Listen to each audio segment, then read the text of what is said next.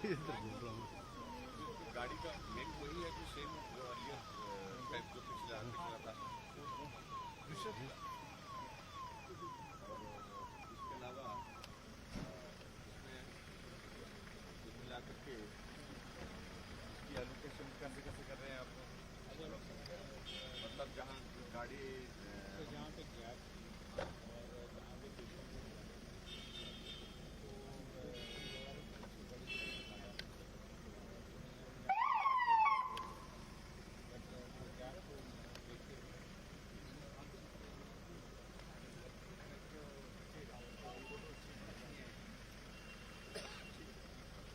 चलो सही बात कमल भाई पीछे आ जाओ।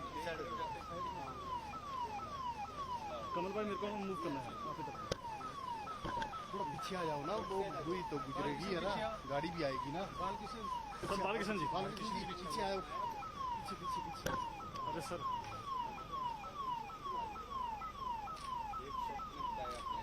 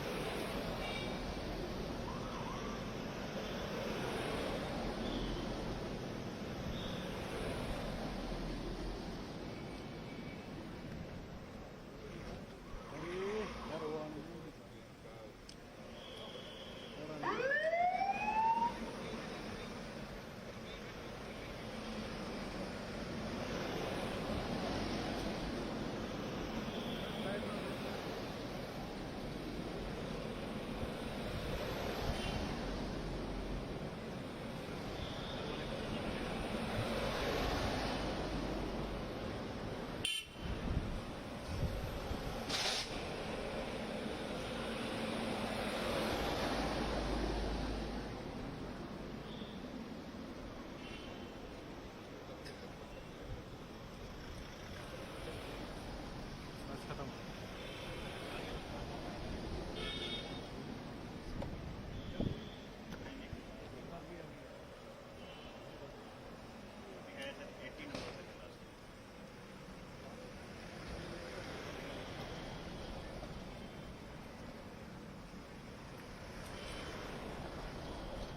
हो गया? नहीं है अभी ऑप्शन 80 तक है बस 5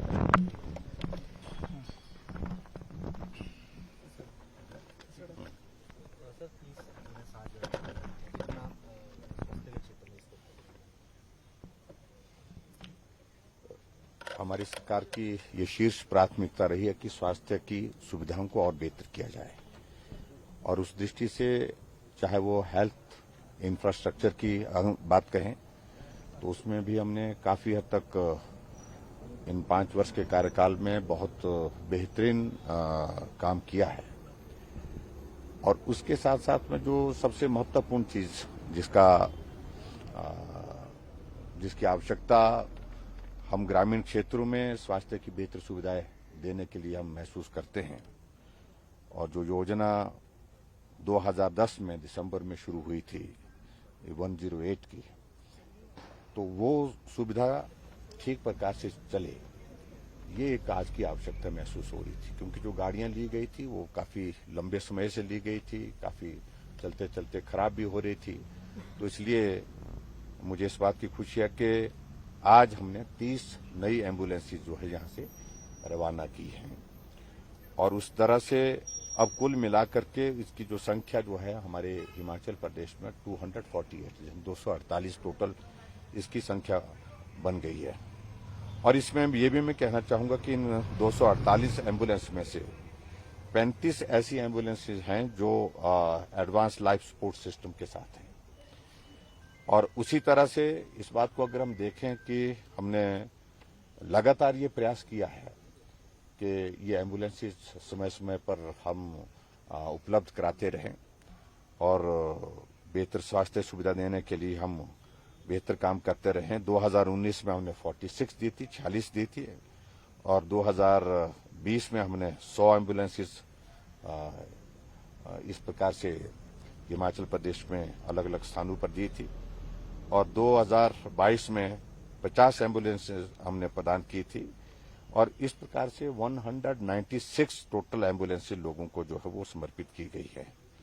और जिसमें से मुझे इस बात को लेकर के भी प्रसन्नता है कि अब की बार बजट स्पीच में हमने खासतौर से एक और ज्यादा एक इनिशिएटिव लिया है। वो इनिशिएटिव ये लिया है कि हिमाचल प्रदेश में ग्रामीण क्षेत्रों में स्वास्थ्य की सुविधाएं घर द्वार पर हम दे सकें। उस तरह से मुख्यमंत्री मोबाइल क्लिनिक जो है वो शुरुआत की है। उसमें से हमने 10 एम्बुलेंसेज अभी उपलब्ध करवा दी हैं पिछले दिनों में, और वो अपनी सेवाएं दे रही हैं, जिसमें एक डॉक्टर के साथ साथ में फार्मासिस्ट इसमें। और आने वाले समय में हमारा उसमें ये लक्ष्य है कि हिमाचल प्रदेश की सभी 68 कॉन्स्टिट्यूंसीज में ये सुविधा जो है वो मुख्यमंत्री मोबाइल क्लिनिक की सुविधा उपलब्ध हो। तो बहुत जल्दी बाकी पोर्शन रहता है जो एम्बुलेंसेज का, उसको भी हम पूरा करने की कोशिश कर रहे हैं। सर, भारत जोड़ो यात्रा कांग्रेस नेता राहुल गांधी आज से कन्याकुमारी से शुरू कर रहे हैं, क्या कहना चाहिए? मुझे उसमें कुछ नहीं कहना है। पहले तो उसमें यही मुझे लगता है कि भारत जोड़ो से तो बेहतर ये होगा कि कांग्रेस जोड़ो इस यात्रा को यही नाम देना चाहिए। कांग्रेस बिखर गई है पूरे देश भर में, और ये स्थिति जो हम कांग्रेस पार्टी की आज देख रहे हैं कि शायद कांग्रेस के इतिहास में ये सबसे खराब दौर चल रहा है। तो ये जोड़ने की बातें भारत की जो कही जा रही हैं, तो इससे बेहतर है कि वो कांग्रेस को जोड़ने का ही काम करें। भारत जुड़ा हुआ है, मजबूती के साथ जुड़ा हुआ है, मजबूत नेतृत्व के साथ जुड़ा हुआ है।